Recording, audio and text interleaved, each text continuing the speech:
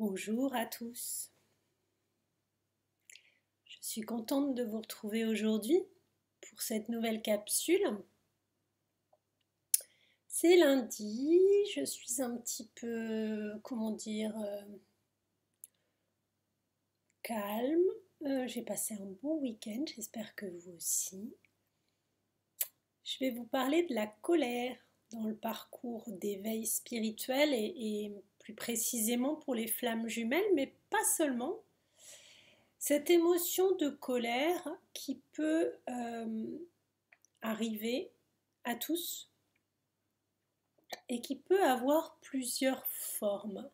Elle peut être rentrée, c'est-à-dire contenue, maîtrisée, je dirais même étouffée, parce que peut-être lorsqu'une émotion vous met hors de vous. Alors on ne va pas parler de polarité ni de sexe aujourd'hui. On va juste parler de la colère. Il y aura des différences évidemment chez une énergie yin ou yang, mais je dirais que finalement ça peut arriver chez chacun. Et donc elle peut être complètement rentrée et maîtrisée, contenue, étouffée, voire même euh, canalisée par une autre activité. C'est-à-dire que moi, ça m'arrive d'avoir besoin d'expulser un sentiment de colère ou de grand mécontentement, puisque ça ne va pas toujours jusqu'à la colère, et au lieu de le formuler avec la bouche, d'avoir des mauvaises paroles qui résulteraient de mauvaises pensées, comme dans les contes quand il y a des crapauds et des serpents qui sortent de la bouche, au lieu de faire ça, pour essayer de garder une parole impeccable, comme dirait Don Miguel Ruiz, je vais courir. C'est-à-dire que je mets toute mon énergie de colère dans une action qui va faire que je vais me concentrer sur mes pas, sur ma foulée et finalement faire de ce carburant, de cet outil mon meilleur carburant. Et je vais utiliser ma colère pour faire mes 7, mes 8 kilomètres et finalement aller jusqu'au bout, jusqu'à un moment où je vais vraiment commencer à être fatiguée pour la sortir de moi. C'est une attitude, la mienne est yang, mais vous avez chacun la vôtre. Elle peut être exprimée pleinement et c'est un coup de gueule, c'est-à-dire qu'on va crier un coup, où on va, je sais pas, courir, ça marche aussi, mais on peut taper dans un mur, dans un coussin, dans un piétiné. Ça peut être ce genre d'attitude-là qui finalement nous permet de sortir un peu cette colère. Malheureusement, quand elle sort par la parole et qu'elle ne donne pas de jolis mots, elle agresse la personne qui est présente, qui n'est peut-être pas du tout à l'origine de cette colère, mais qui va récolter l'expression de la perte de contrôle parce qu'une énorme peur a fait naître en nous cette colère. Ce qu'il faut savoir, moi j'adore utiliser cette expression, je la cite souvent dans mes capsules, c'est que la force douce de pouvoir rester calme, de s'adapter, de pouvoir non pas se raisonner, mais prendre pleinement conscience que une émotion nous déstabilise et que c'est par le calme, la bienveillance et la maîtrise qu'on va pouvoir gérer en, avec une très bonne attitude cette émotion, eh bien ça ne se passe pas toujours comme ça. Et en fait, c'est parce que cette blessure réveille en nous une peur, parce qu'on est confronté à nouveau à quelque chose qui nous menace, qui nous fait beaucoup souffrir, qu'on va prendre cette posture de dominant, aller au conflit et sortir cette colère parfois. Si on est capable de se sentir très agacé par quelque chose, même menacé, d'avoir peur, mais de ne pas attaquer, on peut être dans le fait de se mettre à part, de se protéger aussi. On peut se soumettre, auquel cas on aura une attitude beaucoup plus de soumission par rapport à la situation. Mais dans tous les cas de figure, ça ne nous empêchera probablement pas d'être très en colère contre la personne qui déclenche cette émotion. Et pourquoi j'en reviens à la colère? Parce qu'elle est créée par une résurgence de blessures, comme la plupart de nos ressentis de tristesse, de trahison, de culpabilité, de désespoir, de regret. Toutes ces attitudes, ou même de confiance, sont créées par des situations qui nous sont présentées parce qu'on réappuie sur quelque chose de compliqué et on s'aperçoit que l'on l'a ou non dépassé. La colère est un exemple majeur, bien sûr, puisqu'en fait c'est une volonté de se détacher, de ne plus être confronté à cette émotion qui nous chamboule pour des raisons diverses et variées, mais qui restent tout à fait valables à chaque fois et pour tous. Ça peut être à nouveau devant la situation qu'on déteste, qui est de devoir se prononcer sur quelque chose. Et le fait que la personne, sans le vouloir, inconsciemment, appuie sur cette émotion, de ramener sur le tapis à nouveau quelque chose que vous n'avez pas envie de creuser, de dire ou d'exprimer, eh bien, ça peut vous mettre très en colère. Auquel cas, on va dériver de la demande initiale, c'est-à-dire qu'on va finalement, par la colère, prendre l'ascendant sur l'autre pour effectivement prendre la main et ne plus se laisser faire.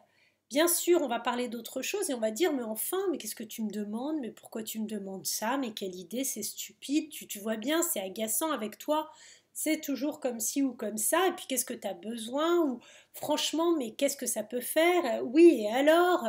Ça peut être toutes ces attitudes qui finalement, en réalité, sont des esquives ou des fuites.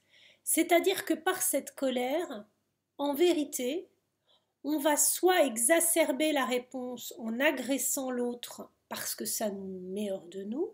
Ce qu'il faudrait se demander réellement, c'est pourquoi ça nous met hors de nous.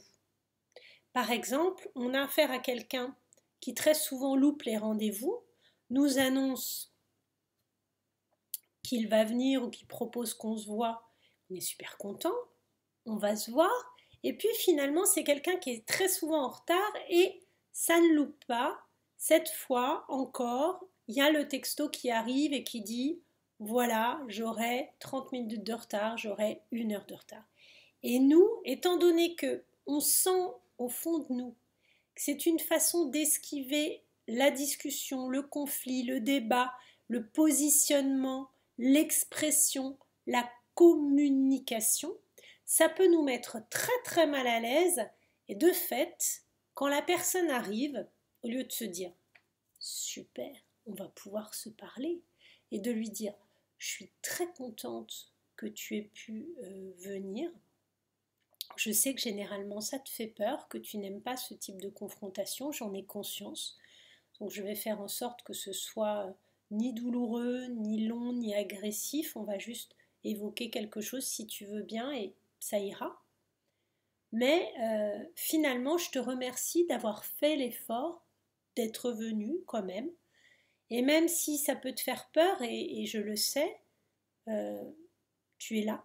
Et c'est le principal. Et je suis contente que l'on puisse parler de ça. En réalité, qu'est-ce qui se passe? On flippe, on se dit, voilà, il va encore annuler au dernier moment, arriver avec je ne sais pas combien de retard, on n'aura pas le temps de se parler ou de le faire dans de bonnes conditions, je vais être énervée, lui va être embêté, etc. Et finalement, quand la personne arrive, on lui vole dans les plumes. C'est-à-dire que pour faire sortir ce trop-plein de peur qu'on a ressenti lors du changement de programme, surtout si l'on est yang et que l'on aime tout contrôler et tout planifier généralement, on lâche un peu après, on est capable d'être beaucoup plus dans la force douce, comme j'essaie moi d'apprendre et de mettre en pratique tous les jours, mais c'est pas toujours facile et on va du coup, oui, pourrir l'autre, Pourquoi on va le pourrir? Parce que ça nous rassure, ça nous soulage, on a l'impression de retrouver la maîtrise de la situation. Alors qu'en fait, si on réfléchit bien, c'est clairement l'affichage d'une perte de pouvoir. Et donc on devrait être pleinement conscient que toute personne qui se met dans cette situation a finalement perdu les pédales, n'est pas au mieux de sa confiance, de sa force et de sa maîtrise, et c'est tout le contraire, c'est un petit peu comme s'il nous avouait avoir perdu le contrôle.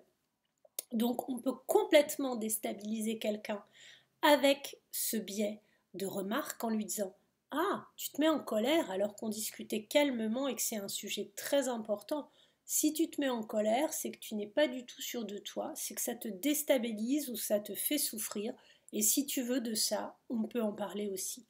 Si vous essayez d'amener sur le tapis cette prise de parole qui donne accès à de la colère, eh bien en fait la personne en face qui est très en pétard, hein, qui est devenu un volcan et qui s'est transformé en quelqu'un qui veut en découdre coûte que coûte pour mettre un terme à cette situation, vous allez la déstabiliser.